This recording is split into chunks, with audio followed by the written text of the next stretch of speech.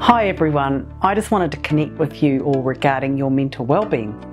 As we remain at home in lockdown or perform essential services, we can find ourselves struggling with our thoughts and our mood. While we know quite a lot about doing our best not to catch COVID-19, there are also a lot of unknowns, and that can be scary and worrying. For example, we don't know how long lockdown's going to last. And we don't know how long this virus is going to be in our country, and that's just for starters. Alongside these concerns are ones personal to yourself and your loved ones. So it's helpful to pick up early if your mental health is being affected. You might have started to notice some of the following. For example, maybe some increased anxiety in yourself or feeling stressed. You may find yourself excessively checking for symptoms in yourself and in others.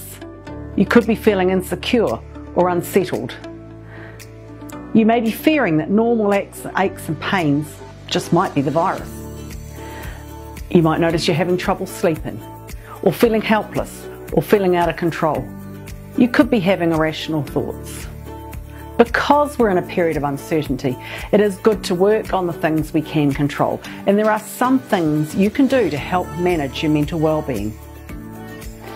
Probably the most important thing is to keep a realistic perspective of the situation based on facts. Here are some of the ways you can do this. Stay informed, but set limits on how much news and social media you're taking on board. The constant stream coming through social media and news reports about coronavirus could cause you to feel worried. Sometimes it can be difficult to separate facts from rumours, so use trustworthy and reliable sources to get your news. And on social media, people may talk about their own worries or beliefs. You don't have to make them your own. Too much time on social media may increase your worry and levels of anxiety, so consider limiting how much time you spend on them. If you find the coverage on coronavirus is too intense for you, talk it through with someone close or get some support. It also helps to keep healthy routines. Your routine probably has been affected by being in lockdown. But during difficult times like this, it's best if you can keep some structure in your day. It just might be a different kind of structure. It's important to pay attention to your needs and feelings, especially during times of stress. You may still be able to do some of the things you enjoy and find relaxing, but as I said, you might just have to do it differently. For example, find a way to exercise, even if it means a walk around your streets looking for teddy bears and windows. Try and have a regular sleep routine. Maintain a healthy, balanced diet. Just keep an eye on how much alcohol you're consuming. Perhaps practice breathing exercises. Read that book you've been putting off reading. Perhaps improve your mood by doing something creative. And stay connected to others. During times of stress, friends and families can be a good source of support, and it's important to keep in touch with them and other people in your life. If you need to restrict your movements while you're in lockdown, try to stay connected to other people in other ways, like through email, through social media, video calls, phone calls, text messages. Many video and calling apps will allow you to have video calls with multiple people at the same time.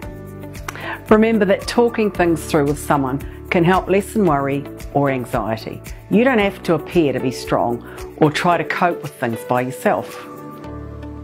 If you've got children or young people in your family, make some plans about how you can manage the situation, because it's important.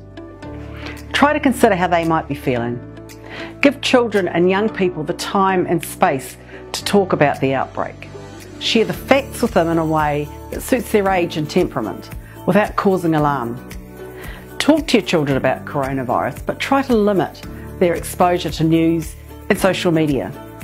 This is especially important for older children who may be spending more time online, and it may be causing anxiety for them. Try to anticipate distress and support each other. It's understandable to feel vulnerable or overwhelmed reading or hearing news about the outbreak. So acknowledge those feelings. Remind yourself and others to look after your physical and mental health. And during this time, it's important not to make assumptions. Don't judge people or make assumptions about who is responsible for the spread of the disease. The coronavirus can affect anyone, regardless of age, gender, nationality or ethnicity. We're all in this together.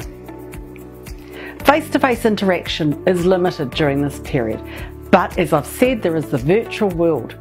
I've actually lost count of how many online meetings I've been in since lockdown, and I've also felt incredibly connected. At Equip, we're having a daily virtual lunchtime as we all connect through Zoom, and there's only one rule: no talk about work. This is purely social. I've also had the odd afternoon tea, online messenger group, catching up with friends, which is a lot of fun. So reach out to your friends and family through the many online free options. But also, if you need a bit more support than friendship, remember the team here at Windsor Park are here to help.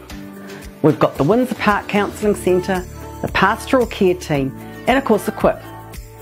And then there's also the free 1737 mental health phone line. It's there for you too. So be proactive about your mental health and be proactive with each other.